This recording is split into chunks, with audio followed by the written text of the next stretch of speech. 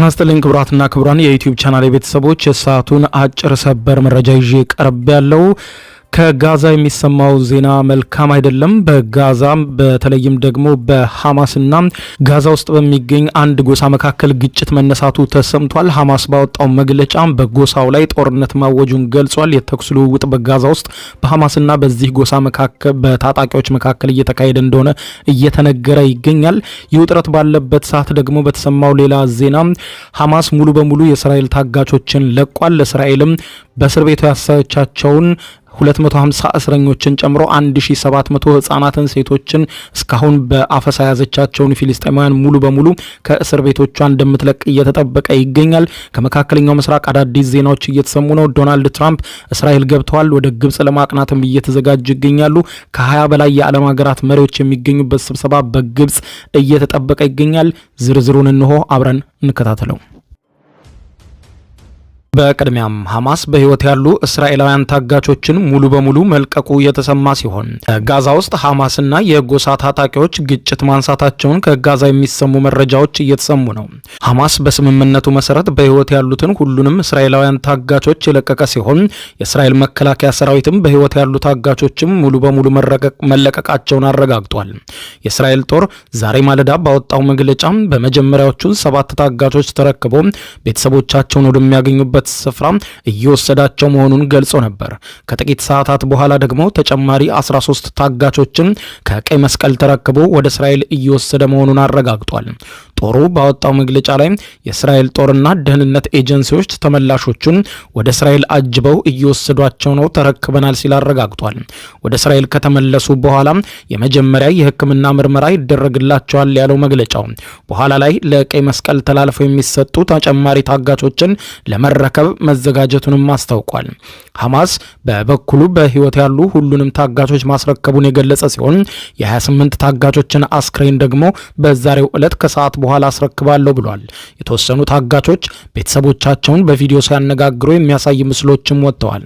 የእስራኤላውያኑ ታጋቾች ቤተሰቦች ደስታቸውን በተለያየ መንገድ በመግለጽ ላይ ሲሆኑ የታጋቾችና የጠፉ ቤተሰቦች የተሰባሰቡበት የማህበራዊ ሚዲያ ገጽ ላይ ወደ ሀገራችሁ እንኳን ደህና መጣችሁ የሚል ጽፏል። ፎረሙ ከ738 አስጨናቂ ቀናት በኋላ ወደ ቤተሰቦቻቸው የተቀላቀሉትን 7 ታጋቾች በስም ዘርዝሮ ከእስር እንዲፈቱ ደከመኝ ሰለቸኝ ሳይሉ ወደ ለፉት ቤተሰቦቻችሁ ጓደኞቻችሁና ይህችን ቀን እንደምትመጣ አምኖ ወደ ተፋለመው ህዝባችሁ እንኳን በደህና መጣችሁ ሲል ጽፏል። ፎረሙ አክሎም ትግላችን አላበቃም፣ የመጨረሻ ታጋቾች እስኪመጣና ተገቢው ቀብር እስኪፈጸምላቸው ድረስ አያበቃም። ይህ የኛ የሞራል ግዴታ ነው።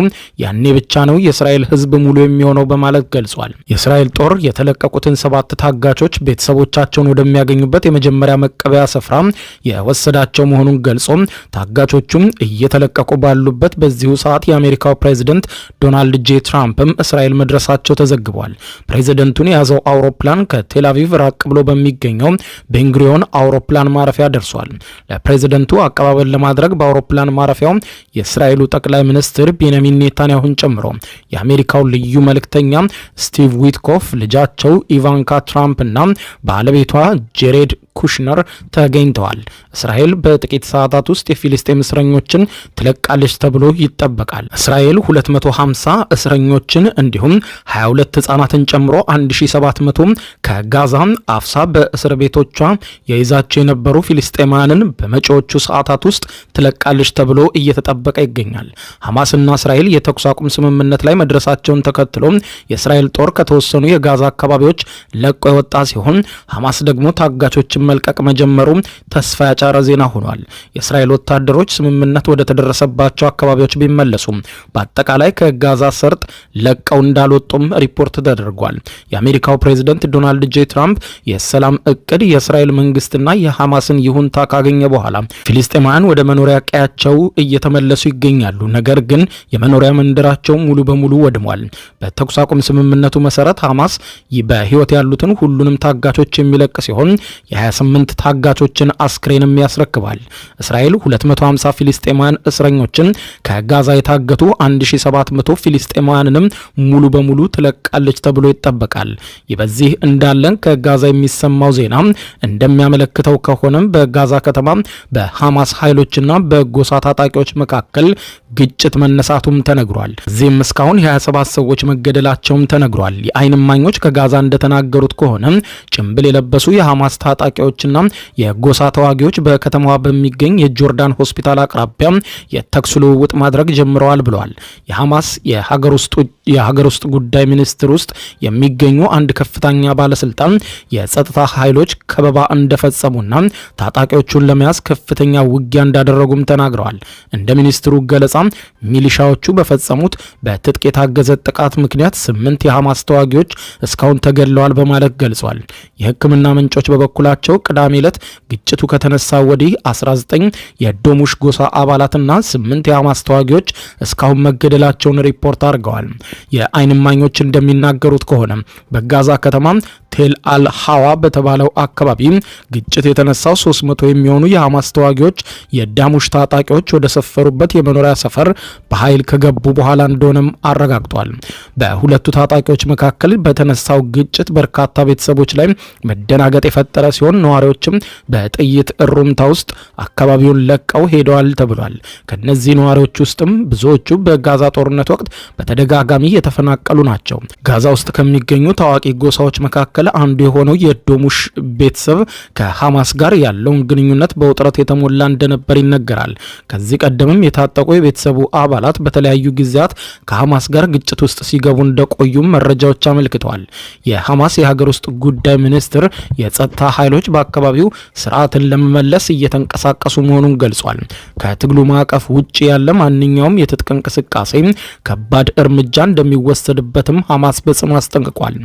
ለአሁኑ ግጭት መቀስቀስ አንዳቸው ሌላኛቸውን ተጠያቂ እያደረጉ ሲሆን ሐማስ የዶሙሽ ታጣቂዎች 2 ተዋጊዎችን ገድለው 5ቱን እንዳቆሰሉ ቀደም ብሎ አስታውቆ ነበር። በዚህም የተነሳ በታጣቂዎቹ ላይ ዘመቻ መክፈቱንም ሐማስ አረጋግጧል።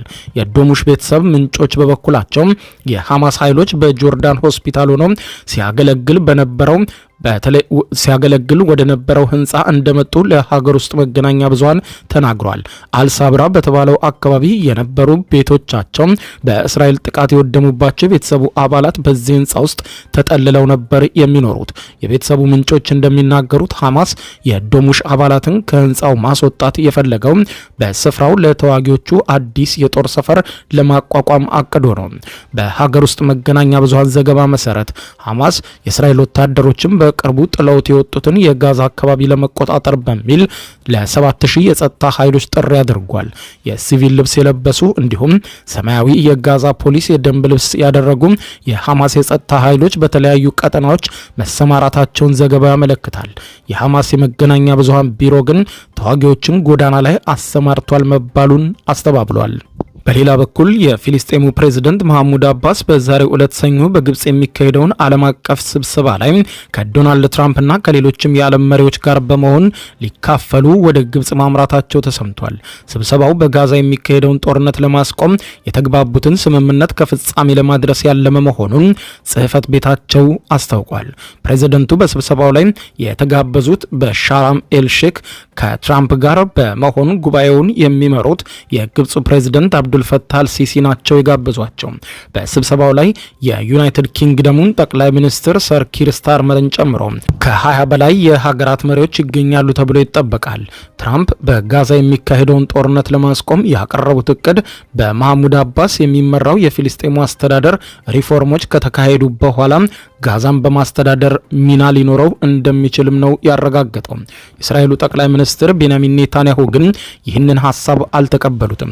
የፊሊስጤም አስተዳደር የሐማስ ተቀናቃኝ በሆነው ፋታህ የሚመራ ሲሆን በእስራኤል ወረራ ስር የሚገኘው ዌስት ባንክን ያስተዳድራል። የ89 ዓመቱ አባስ ባለፈው ወር ለተባበሩት መንግስታት ድርጅት ስብሰባ ወደ ኒውዮርክ እንዳይገቡ የእርሳቸውና የ80 ልዑካን ቡድኖቻቸውን ቪዛም በአሜሪካ ውጭ ጉዳይ ሚኒስትር መሰረዙም አመልክቷል። በወቅቱም በቪዲዮ ባስተላለፉት መልእክትም በእስራኤልና በፊልስጤማውያን መካከል ተግባራዊ በሚሆነው የሰላም እቅድ ላይ ከዓለም መሪዎች ጋር ለመነጋገር ዝግጁ መሆናቸውን ተናግረው ነበር። ሐማስ የወደፊቷን ጋዛ ላይ የሚኖረውን ሚና ውድቅ ያደረጉት አባስ ትጥቁን እንዲፈታም በንግግራቸውም ላይ ሲጠይቁ ተደምጠዋል። የትራምፕ ባለ 20 ነጥብ የሰላም እቅድ የመጀመሪያው ምዕራፍ በእስራኤልና በሐማስ መካከል ረቡዕ ዕለት ስምምነት የተደረሰበት ሲሆን ከአርብ ዕለት ጀምሮ የተኩስ አቁሙ ተጀምሯል። እስራኤልና ሐማስ በግብፁ የዛሬው ስብሰባ ላይ ባለስልጣኖቻቸው እንደማይሳተፉ አረጋግጠዋል። ትራምፕ ባቀረቡት የዚህ እቅድ መሰረትም የጋዛ አስተዳደርን ይቆጣጠራል የተባለው የሰላም ቦርድን ይመራሉ ተብሎ የሚጠበቁትን የቀድሞውን የዩናይትድ ኪንግደም ጠቅላይ ሚኒስትር ሰር ቶኒ ብሌር እሁድ ዕለት የፊልስጤምን አስተዳደር ምክትል ፕሬዚደንት ሁሴን አልሼክን አግኝተው አነጋግረዋል። የአልሲሲ ቢሮ የሰኞውን ዓለም አቀፍ ስብሰባ ዓላማ በጋዛ ሰርጥ የሚካሄደውን ጦርነት ማስቆም፣ በመካከለኛው ምስራቅ ሰላምና መረጋጋትን ለማምጣት የሚደረገውን ጥረት ማጠናከር መሆኑን ሲገልጹ ተደምጠዋል። የግብፅ ውጭ ጉዳይ ሚኒስትር በጋዛ ሰርጥ የሚካሄደውን ጦርነት እንዲያበቃ የሚቀርበውን ሰነድ ይፈርማል ተብሎም እንደሚጠበቅ ተገልጿል።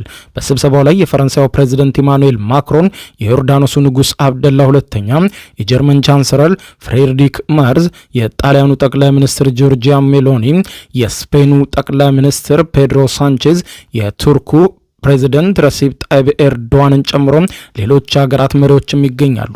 የተባበሩት መንግስታት ድርጅት ዋና ጸሐፊ አንቶኒዮ ጉተሬዝም በስብሰባው ከሚገኙ የሚጠበቁ ሰዎች መካከል ቀዳሚው ናቸው። ክቡራን አድማጮች ለሰዓቱ ብታደምጧቸው መልካም ናቸው ያልኳቸው አጫጭር መረጃዎች የሰማችኋቸው ናቸው። ከሰዓታት በኋላ በሌላ መረጃ ተመልሰን እስከምንገናኝ በያለንበት የዓለም ዳር ቸር እንቆይ። የዩቲዩብ የስኬት ሚስጥሮችን በዝርዝር የያዘው የአቤል ብርሃኑ የወይኗ ልጅ መጽሐፍ ሁለተኛ እትም በገበያ ላይ። ዩቲዩብ ለመጀመር በአጭር ጊዜ ስኬትን ለመቀዳጀት አስበዋል? ዩቲዩብ ብጀምር ስንት ብር አገኘሁም ብሎ አስበዋል? እንግዲያውስ በዩቲዩብ 2 የወርቅ 3 የብር ሽልማቶችን ያገኘው የአቤል ብርሃኑ የወይኗ ልጅ የዩቲዩብ ሚስጥሮች መጽሐፍ በዝርዝር ሁሉንም ያብራራሉታል። ዛሬውኑ ገዝተው ህልሞን እውን የሚያደርጉበትን የዩቲዩብ የስኬት መንገድ ይጀምሩ። በሀገር ቤት አከፋፋይ አዲስ አበባ ሜክሲኮ ኮሜርስ መጽሐፍት መደብር። በውጭ ሀገራት ለምትገኙ ከአማዞን ላይ ብታዙ በቀናት ውስጥ ደጁ ይደርሳል። የአማዞን ሊንኩን እዚህ ቪዲዮ ኮሜንት ላይ ያገኙታል። የዩቲዩብ ሚስጥሮች፣ ዘመኑ ጋር ተፈላጊ መጽሐፍ።